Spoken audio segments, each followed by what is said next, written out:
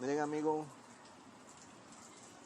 aquí en los Estados Unidos, cuando es el tiempo de frío, aquí no para de llover. Aquí lloviendo todos los días, haciendo mucho frío aquí afuera.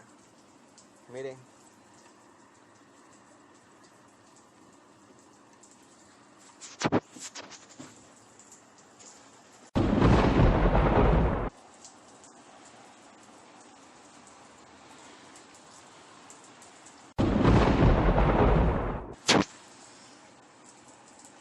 hasta hay veces hace un demasiado frío aquí en Estados Unidos, pero ni modo, cuando uno viene en el sueño americano.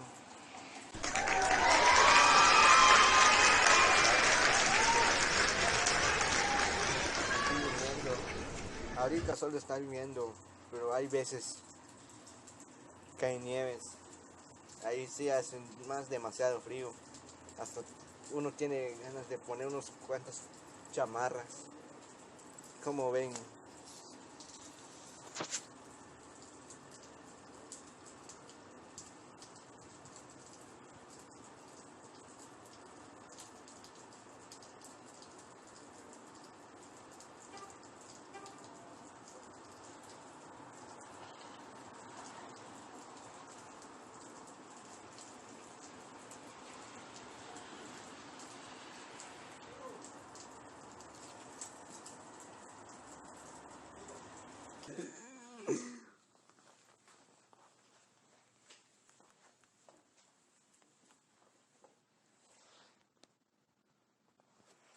¿Viste, muchacha?